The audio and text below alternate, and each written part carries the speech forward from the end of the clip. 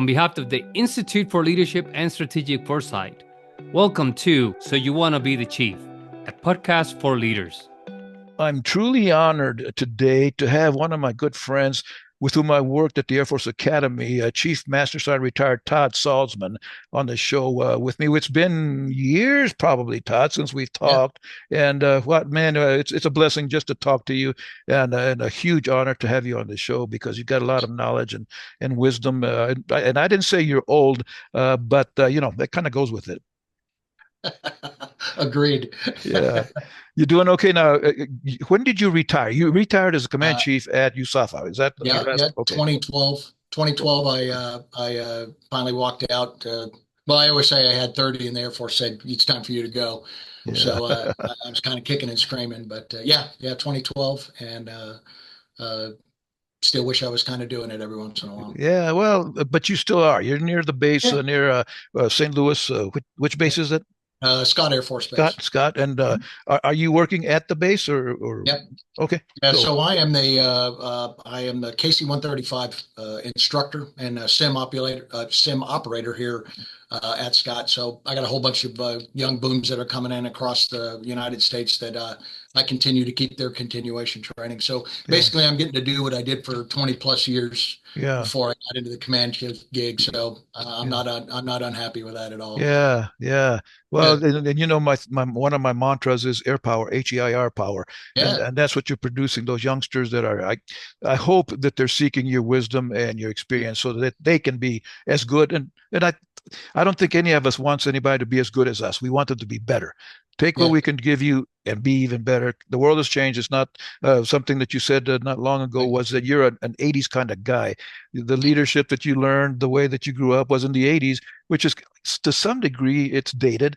But that's foundational stuff, Todd. That I think a lot of youngsters are missing it. One of my favorite sayings is we often get so hung up on giving our kids, our people, our followers, what we didn't have that we forget to give them what we did have.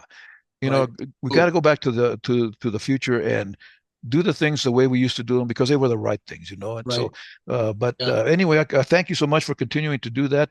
And I wanted to have you on the program because I know that you have a special interest in. You wrote a book called Slaying Dragons, which has to do with depression, anxiety, and that type of stuff, and how to get through it. And I think more and more, not just chiefs, all of us, man, are dealing with depression, anxiety, all of that stuff that's hitting us all of a sudden pretty quickly. Social media is kicking me every day, telling me how bad the world is. And luckily I fight it. So as a chief, especially, but I'm the chief. I can't be depressed. I can't have anxiety. And I think you went through some of that, didn't you? I did. Yeah, I sure did. And that was the premise of the book because as I was getting ready to retire, I was really having a lot of angst about getting out and all that, and plus a lot of things going on in my family at that point. A lot of growth and transition with my kids and all that kind of stuff. And so I was really struggling with that, and really I kind of forgot myself. And that was so easy to do because all I had was my job. And I found out that that's all I was doing was spending all the time at work, and I didn't need any help, and I didn't need to go talk to anybody because I was the chief, as you said just a second ago. I'm the chief, and I'm the dad, and I'm the husband, and I'm going to take care of everything, and kind of forgot myself in the process. And quite frankly, it got pretty dark right up to the point where I was pretty sure I wasn't long for this world because I couldn't handle it anymore. And I finally made a phone call. I called the folks mental health there on base, and it was the hardest thing I ever did out there. I can't remember the little lake out there on the side of the Air Force Academy out there that you can drive up to, but I was standing out on that lake, man, talking to this young tech sergeant. And forgive me, I cannot remember her name, and I wish I could because she brought me in. She said, "You need to come talk to me, Chief," and I did. Yeah.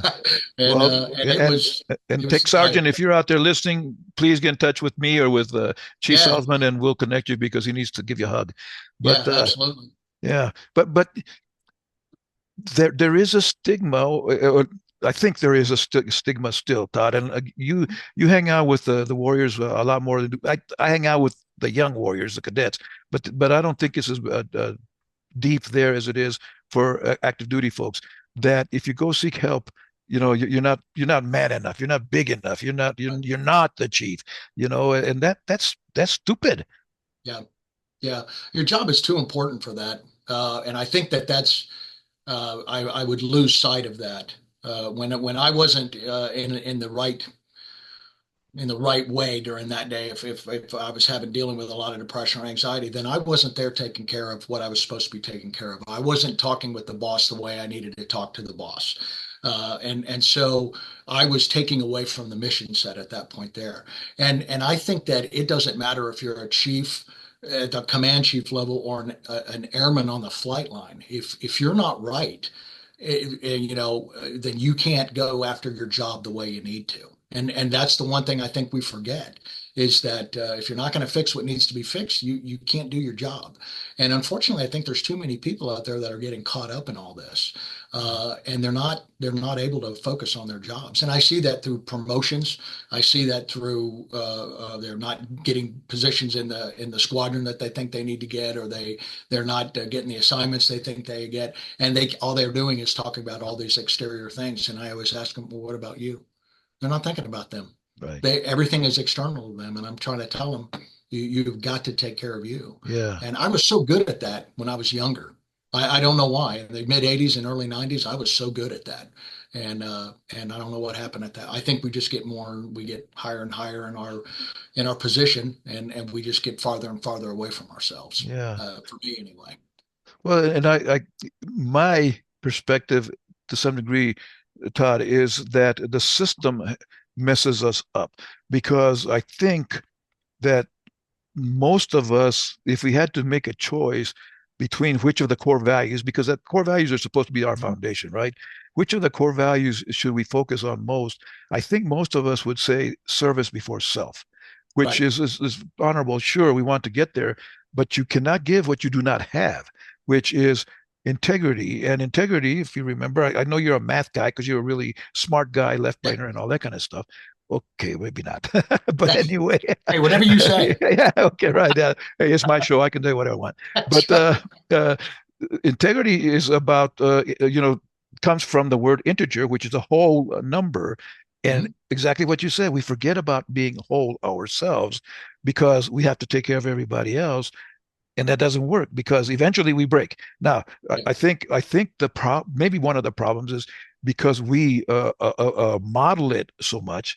We, especially as chiefs, model serving others before we serve ourselves, or in spite of ourselves, that we forget that integrity is got to be number one. That's a foundation, and that means we got to take care of ourselves first, because and then again we get brainwashed into thinking that we got to do more for others than ourselves. Sure, maybe, but you'll break.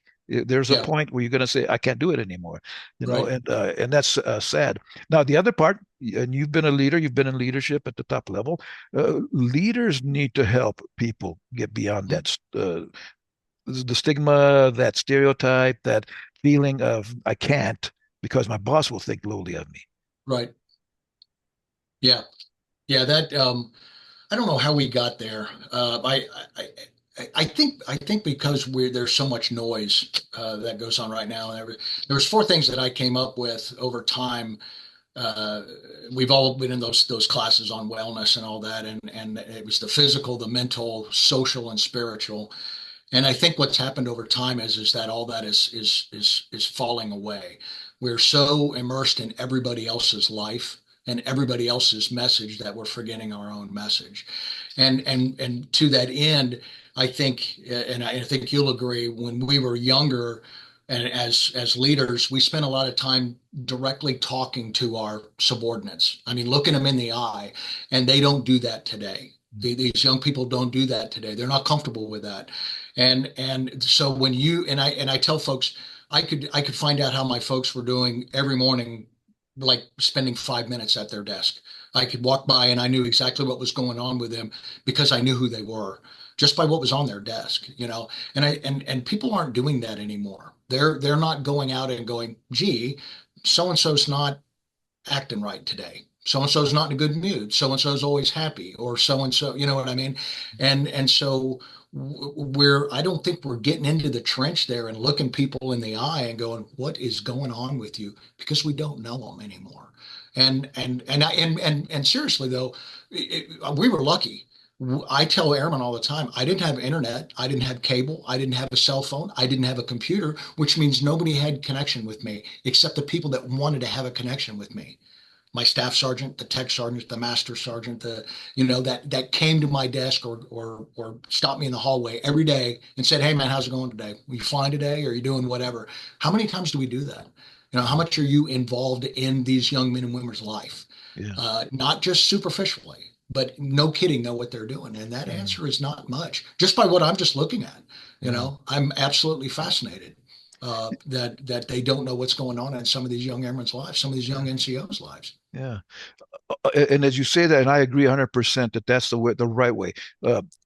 High tech will never substitute for high touch ever, Oh, because we're touchy people. I like that. Well, it's too touchy feely. No, the most important things in the world are touchy feely. Your Yeah, family, way more important. That's touchy feely. Your friends, way more important. Are touchy feely. All of that is touchy feely. yeah. We just don't want to admit it. But nowadays, Todd, it's been a while since I've been in the workplace. But I sense, watching or reading what I see and read on social media, is some people are afraid. They're afraid they'll say something that'll piss someone off, and they're not trying to. Yeah. I mean, I don't know that it's so, but I've read that people say that this is so. If you ask, "How are you doing?" that can offend someone. It's like, well, how the heck can that offend anybody? I really am Yeah. serious about wanting to know that you're okay. It's not, Hmm. I'm not doing it to manipulate you or anything like that. But I don't know, our culture is so screwed up lately that, Yeah. there's some fear there, that I'm afraid to ask that question because I may offend someone. Right. Do you see that, No, or do you I think that agree. happens? I hear that. I hear that. And people, I mean, even on the little things, and like, back in the day, uniform infractions was always a big deal, and I laugh because I'm like, do you really think that in the 80s we liked all those rules either?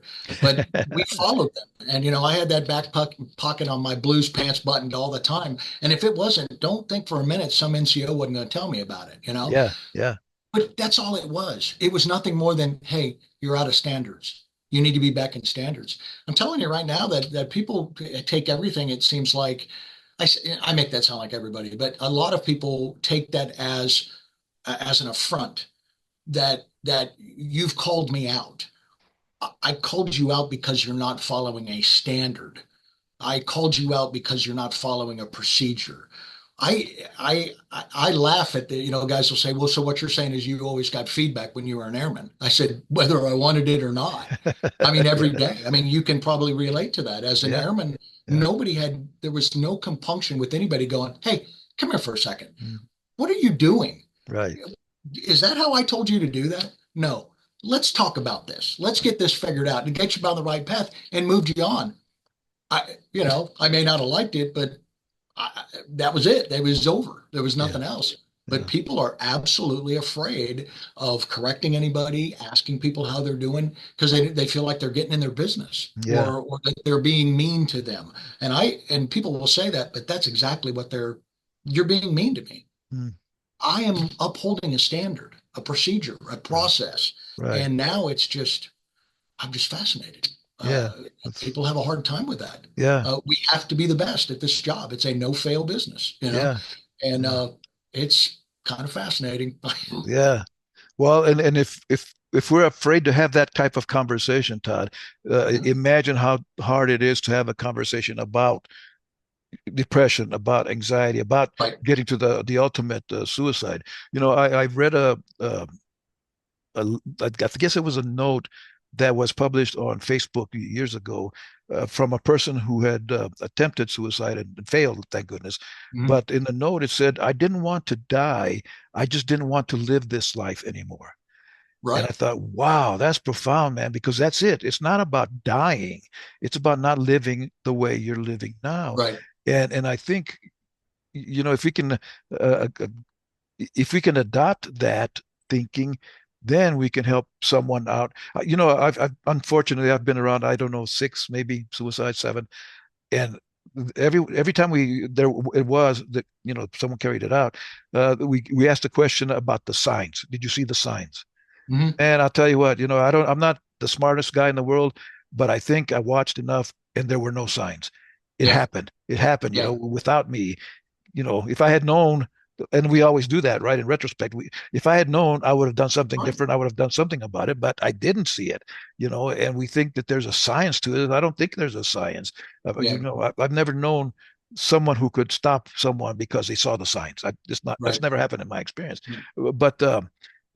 But again, and at the Air Force Academy, we have a lot of programs, and I walked around with all of especially the freshmen, telling them, man, if you ever get to that point, call me. And Yeah. here's my number. Call me. Call the cops, 333-2000, and they will call me, and I'll sit and listen to you. Or, we had the little card with us and all that. We'll get you some help. Yeah. But seek help, man, because no one knows that you need help. And especially now, we're all busy. We're running around looking at everything else. What signs? I didn't know there were signs. I didn't, Right. like you said, I didn't take the time to sit and have a cup of coffee with that young person Right. to know that Right. they were at this point where they didn't want to live Yeah. anymore. So, how do you fix that? I mean, can you fix it? You think? What do you I don't. suggest? One of the things, and this would sound bad, and I would take a lot of heat if I said this, but I think there's a lot. We spend a lot of time trying to prevent these things. Hear me out, but prevent suicide. There's nothing easy about that because every single person is different, and I don't think a lot of people totally understand the pain associated with depression and anxiety. It's right here. I can't move. I can't think. I can't move. Everything's bad. Nothing's going to get better. And how you get there is absolutely phenomenal, but it's different for every single person.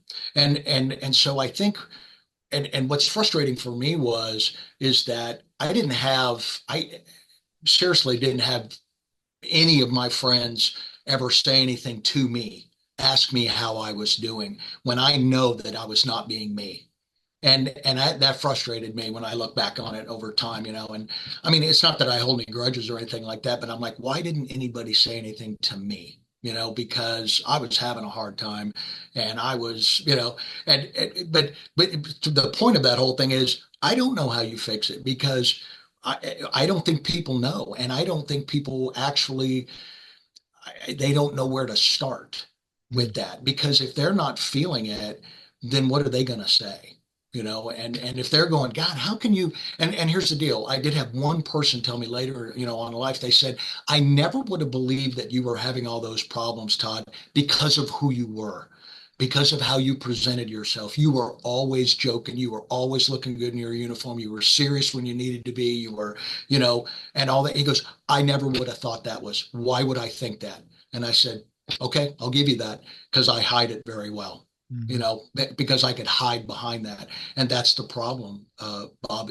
People can hide. They can hide it.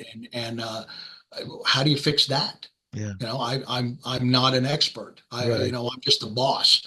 And Right. I don't think you're doing good. No, I'm fine. Okay, what am I supposed to say at that point? Right. So this idea that we're going to say something and it's automatically going to help somebody, that's not fair for us as leaders.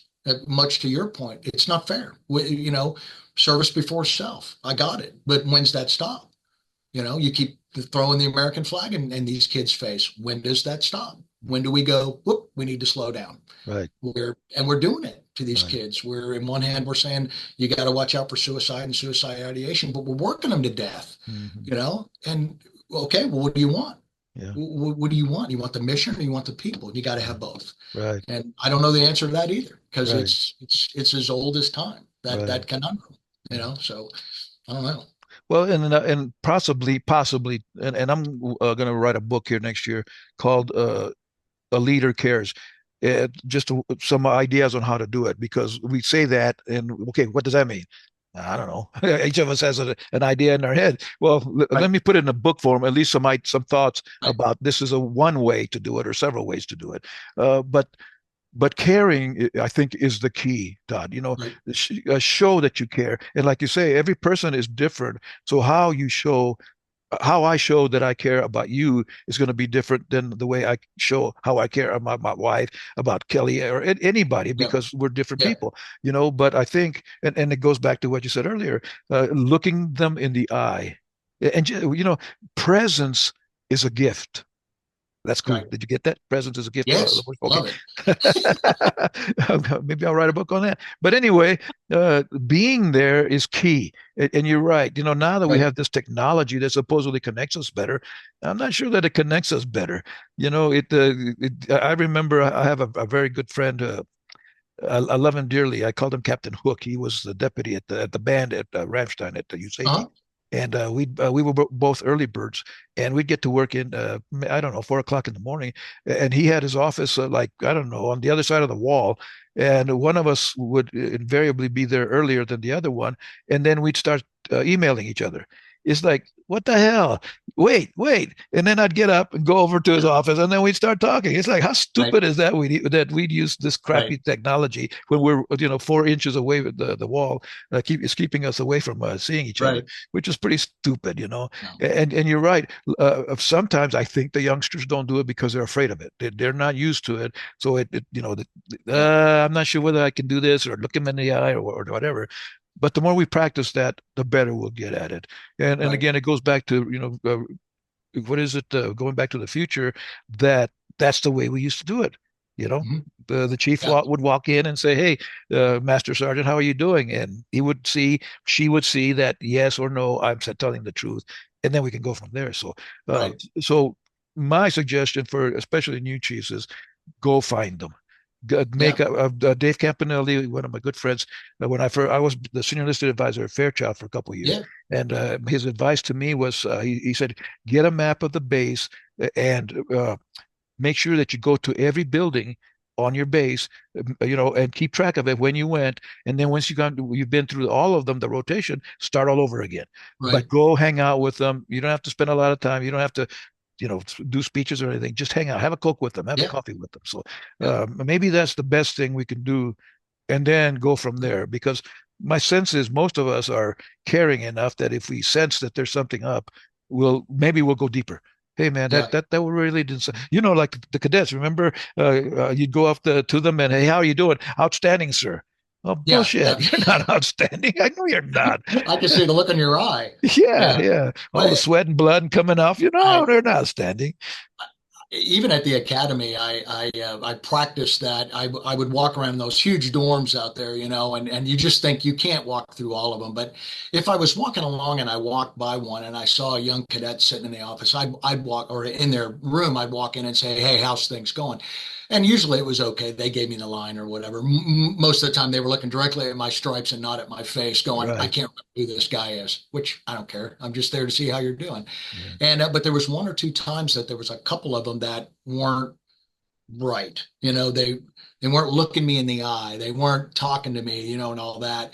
And I'm like, so what's going on, And I had a couple of them that would say, well, I was on academic probation, or something's up at the house or whatever. But once I got done talking to them, making sure they were talking to the right people, getting in and all that, I would write their room number down. And then like 3 days later, I'd go find him again, exactly the same time or whatever, and just walk by. And dude, and it's trite and all that, but I'd walk by, hey, Yeah. what's going on? Hey, how's things going? How's it? Are you still on academic probation? Yeah. Knowing they're not, because Yeah. I'd call over to academics and I'd talk to the guys and all that. Hey, how's so and so doing? He's doing great now and all that. But the very idea that that kid would relax and sit down and talk to me, and you think that cost me nothing.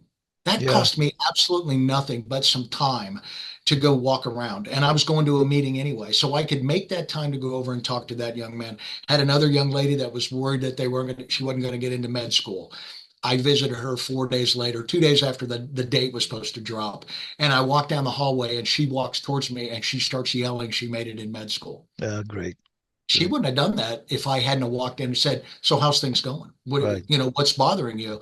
And it was med school. So I went back to go find out, and she couldn't wait to tell me because I gave a crap. Right. Out of that whole mass of humanity, how many people gave a crap? And I wasn't even in her circle. And I No. think that's big, Bob. If you're not in their circle and you give a crap, you've made money, Yeah. huge amount of money at Yeah. that point. And it'd be so easy for folks to do that today. Because Well, people aren't. And I think that's key, Todd, that you don't have to be in their circle. You don't have to be in their chain of command. You don't have to be their supervisor. It's just a No. person talking to a person. How are Right. you? And a lot of times, I think most times they'll talk to you more because you're not in the circle. There is not, Yeah. you're not going to go tell my boss because you don't even know who my boss is. But let me tell you, I'm sick, or especially if that happens. So, Right. yeah, well, a lot of learning to do, not, and that's, although this program is for chiefs, it doesn't matter. We're people, No. take care of each other, care for each other, and I always tell people, if all else fails, ask. Yeah. Be honest, be sincere, ask. Yeah. And you'd be surprised how many times they're going to tell you that, yeah, the world really does suck. Wow. Yeah. Now you got to listen for the answer, though. I have this Absolutely. story about don't ask how are you doing and walk away. Right. If they say it sucks, be Stop. prepared to stop. Yeah, please. Because nowadays Yeah. they don't know that it's a question. How you doing? Oh, it sucks. Well, have a Yeah. great day anyway. What? You Yeah. did nothing for I me. start all my classes. We joke about it in the instructor side there of establishing rapport. Yeah, yeah, What these young men and women don't realize is that when I'm asking them, so what's going on? You been on any trips? You're doing this? They'll start talking to you, and now you're starting to feel. I think there might be something going on at the house. I think, yes, yes, maybe Mama Bear's not happy that you're gone all the time, or you haven't been getting your schoolwork done. And I can move that through the conversation, a little bit. And then while we're on break, kind of chat about that, or then see them 2 days later. Hey, did you get that worked out?